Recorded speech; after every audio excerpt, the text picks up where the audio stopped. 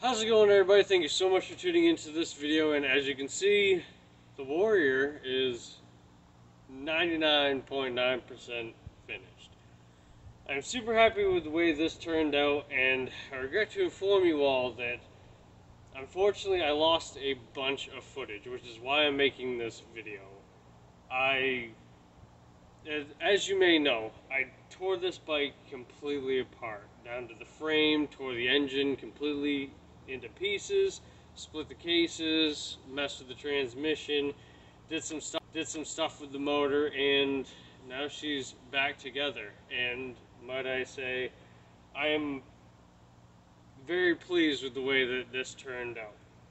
So where I lost a bunch of footage, I wanted to go over kind of what I did with this Warrior and how it runs and what I did to it to maybe get some more power out of it, some of the mods that I put on it, and in the future I definitely want to make some riding content for y'all. So bear with me, this is going to be quite an extensive video and we will get into it.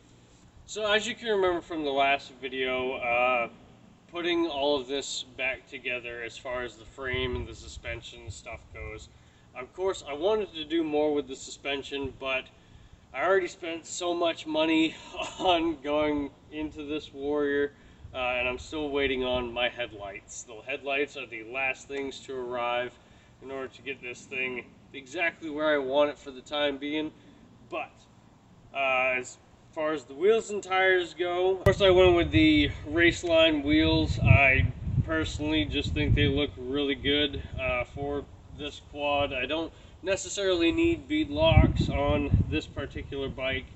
I'm going to be riding in Windrock, and I don't think I'll need bead locks for what this thing can put down. Realistically, I did keep it at 350. I didn't go with the 366 kit or anything like that, but I did do some engine modifications that will greatly increase the power of this thing. So with the Raceline wheels, I went with a good set of tires. I can't recall exactly what tires they are, but I just wanted some nice grip tires that were going to suit my needs. They are a softer compound. I believe these are a 4-ply tire, but for one riding season they will hold up just fine. Front and rear bumper and grab bar, I went with Alpha, and I've always liked Alpha.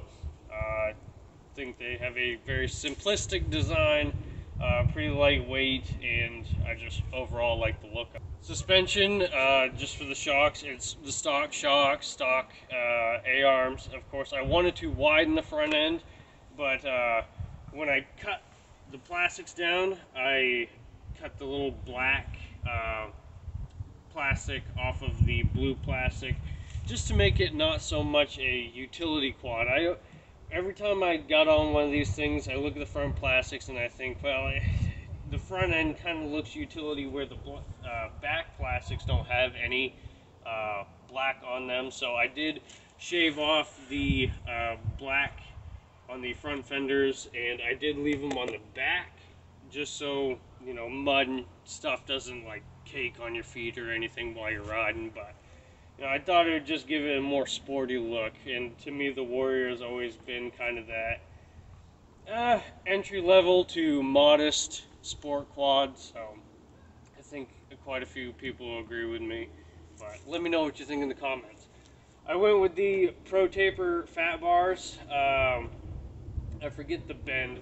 They're just like a motocross bend. They're meant for a dirt bike. I didn't raise the bars any at all. I may change that in the future. Put the INDIE breakaway levers on there. I imagine they're just a cheap Chinese set, but I did get them in blue to match the rest of the quads, and I did want some breakaway to prevent them from breaking. So these Pro Grip hand guards I have actually had for a number of years. I've actually had them since probably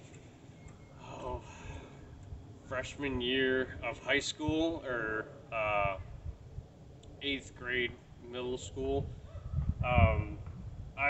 They were originally on my dirt bike, and I bought that dirt bike off of my best friend, and he put them on there. And when I wind up selling the dirt bike, I didn't want to see them go, so I wind up hanging on to them, and they've been in my closet ever since 8th grade year. So I'll leave whatever grade that is. I graduated in 2015, so it's been a while. As far as the thumb throttle and master cylinder for the front brake, just stock Yamaha. Those feel fine to me. I have no complaints. Subject to change in the future, but we'll cross that road when we get there. Now, if you paid attention to a couple of my last videos, you could see that this bike was pretty well shot. I had to go through and redo all the bushings and the A-arms, the bearings and the hubs, and I had to buy a new rear carrier. So this went from a $500 just beat up quad to thousands of dollars really quick. I didn't necessarily want to go this deep into this quad, but I figured this may be the one I hold on to for quite a while. So I wanted it to make it my own. So I did change all the bushings, the bearings, the rear carrier. I put a skid plate all the way on the bottom and on the rear for the diff. Now let's move into some of the motor modifications. So to paint a picture as to why I went so far into the motor, and the majority of my money was spent on the motor. This particular engine was run hard, put away wet, basically its entire life. From the previous owner, I bought it, it was not running at all. And he had suspicions that it had jumped time from the owners that had it before him. It was a couple of kids to my understanding, and they just beat the ever-loving crap out of this thing. Doing the A-arms and stuff, knowing it needed bushings, I kind of had my suspicions that they didn't take care of the motor either. So when I drained the oil, it was nothing but glitter. I was immediately a little disappointed, to be honest. I'm pretty sure I still have the footage of some of the carnage that went into this quad.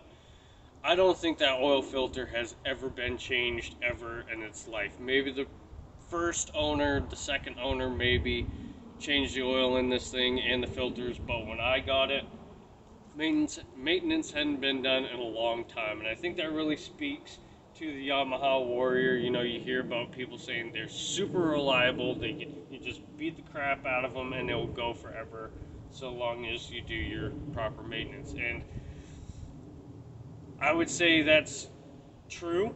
However, I've just started owning this quad, but I've heard plenty of people just taking care of these things and getting thousands of hours on them with well maintained. So that being said, I will let you guys know in the future if I do hang on to this thing.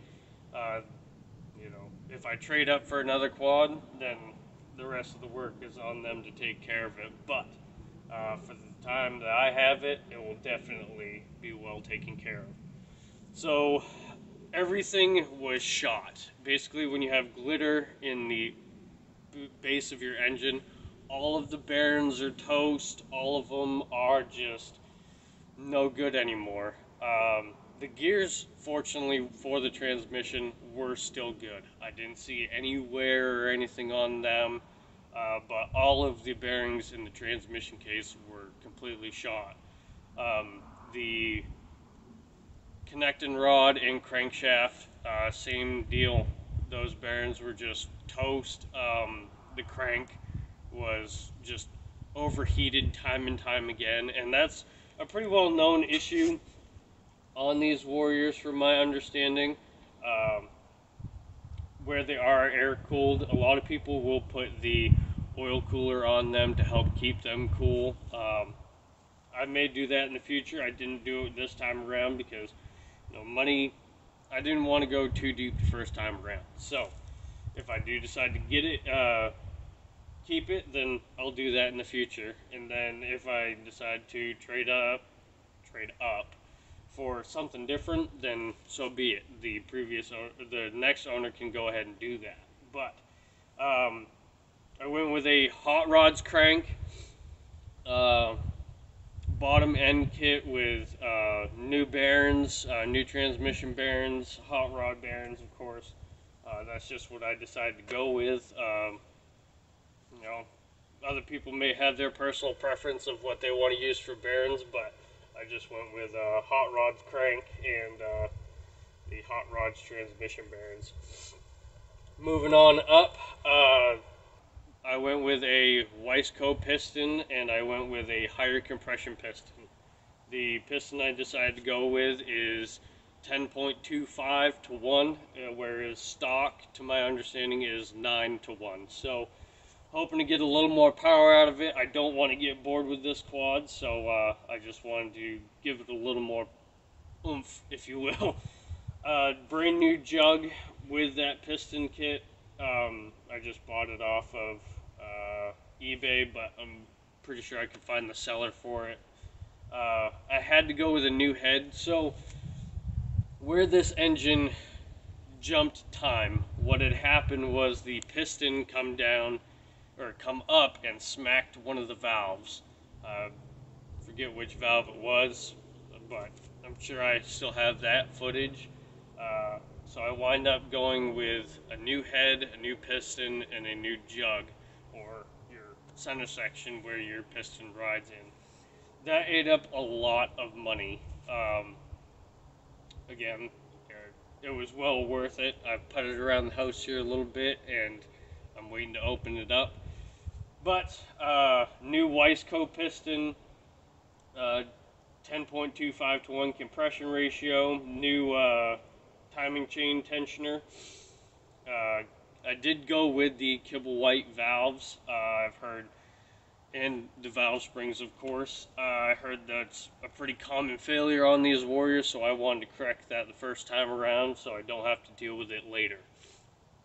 To help with the power, I also ported the head. Now, I'm not a professional port guy or anything, port and polish, anything like that, but I do a little bit on the side here and there for a couple buddies and stuff. So I did go ahead and port the intake and exhaust ports on the head just to get better airflow, and I didn't polish them. I like to leave kind of a little bit of a rough cut, if you will.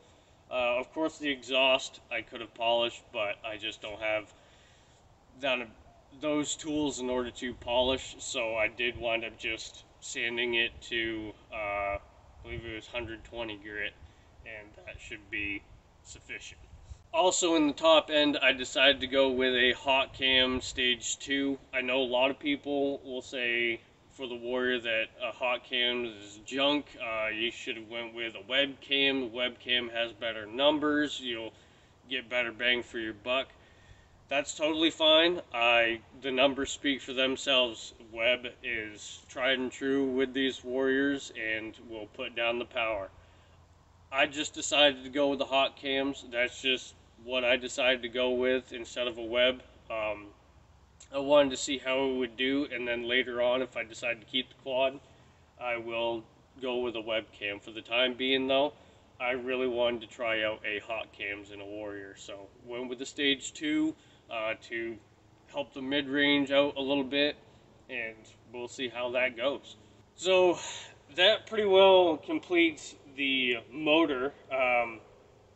Let's move on to the fuel. So I did stay with the factory Mikuni carburetor. I did bump up the main and pilot jets. I forget which ones I went with, but I did decide to introduce a little more fuel, where I did do the porting in the head, and I decided to go with an aftermarket exhaust. So I'm trying to squeeze just a little bit extra power out of this thing, but you know, it is what it is. So, to protect my investment, I decided to go with a DRW case saver. Along with the case saver, I went with a TM Design Works chain slider, and of course I redid all the chain sliders and stuff like that. I also went with an Ims shifter. I absolutely hate the clunkiness of the stock Warrior shifter, so I wanted to go with true good shifter for it, so I went with IMS. It's pretty well known thing to go wrong with the Warriors is that little shifter linkage can get really clunky and kind of cumbersome, so I wanted to go with a solid IMS shifter. To continue with the intake, I did decide to go with a K&N air filter, and I also cut a couple holes in the top of the air box in order to introduce more air into the intake. The stock just kind of is like a funnel, if you will. It starts really small and then it gets larger as it goes into the air filter. I wanted to completely eliminate any sort of overheating if I could at all possible, so I wanted to get a little more airflow into the intake. I went with a fuel filter, just replaceable fuel filters. I can swap them out anytime they decide they're starting to get dirty or anything like that. I could have went with, one of those metal ones that all you got to do is clean it out, but I decided to go with the disposable ones for now. I can always upgrade at a later date. So let's talk about the graphics, because of course that is the most dramatic thing that has changed on this quad, aside from the exhaust, which we'll get to. The graphics, I went to the Factory Effects website on eBay, of course, and I decided to go with the black, white, and blue graphics. In all honesty, I really botched these graphics up. I didn't do them properly, but from a distance, it does look really good, in my opinion. Of course, there's a bunch of air bubbles in them that I really couldn't get out, and I was kind of really rushing through trying to get this quad done, because we do have an event coming up at Windrock. It's like a concert or whatever, and I really wanted to get this thing ready to rock and roll. Graphics, I can always rip them off and do them again if I decide to keep it, which I do plan on doing, just because I like my things to look moderately decent, and the air bubbles, my OCD will get the best of me when I really start looking at them. So, but for the time being, the graphics look really good in my opinion. To polish off the overall look of the quad, I did go with a Mace Offroad.com's fuel cap. I just personally think it adds a nice little touch to the quad, along with the ODI grips and just all of the new controls. I did wind up going with a brand new harness, wiring harness, brand new battery, brand new switches. Everything as far as the electrical is brand new. I didn't want to have any sort of headache messing around with electrical system on this. I just wanted to be able to get on it, and I was anxious for the first start. Speaking of first starts, I did happen to get the first start on camera, so here it is.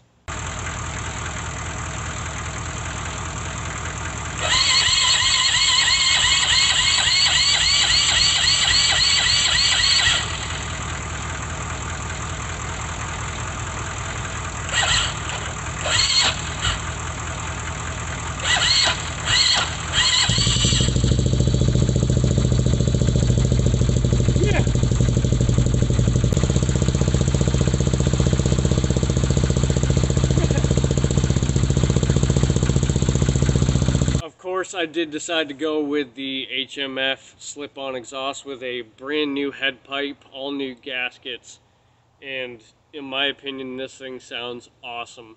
I've always liked the sound of an Hmf exhaust, and honestly I can't get enough of it. I really am happy with the way that the quad turned out.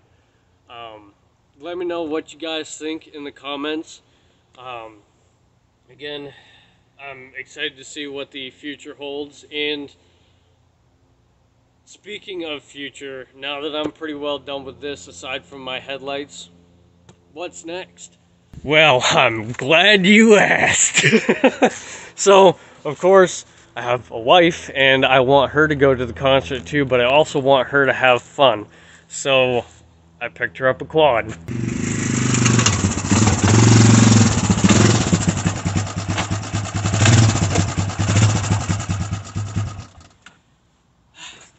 And here she is, my wife's brand new to her 1996 Yamaha Wolverine. So this will be the next project that I'm introducing to the channel. If you like the way the Warrior turned out, I'm imagining you guys are going to like the way that she has ideas planned for this thing. Not gonna lie, she's a little rough around the edges, but this thing was just as rough. But at least I don't have to get this one running. As rough it is, the previous owner did take fairly good care of it. I do have to do front end bearings, of course. I do have to get the four-wheel drive working again. If you don't know about these Wolverines, they are four-wheel drive all the time. And the U-joint's busted, so he decided to take the drive shaft out for the front diff. So we will have to get that fixed. Of course, it needs new tires all the way around. They are pretty well weather cracked, and this one has a humongous hole in it. Other than that, this thing is bone stock and needs brakes, but I am super excited. So, let me know what you guys think about how the Warrior turned out. If you're interested in the next project we have on the channel, please stay tuned. I'm imagining it's going to turn out just as good. So, my wife likes to go mudding, and not that I don't, but she's more of a mud bug. I'm more go fast kind of deal on a quad, so, or at least as fast as the Warrior's gonna go. So I hope to get another couple other sport quads in the future, maybe some two-stroke stuff, but for now, I think that's gonna do it. So let me know what you guys think, and I'll catch you guys in the next one.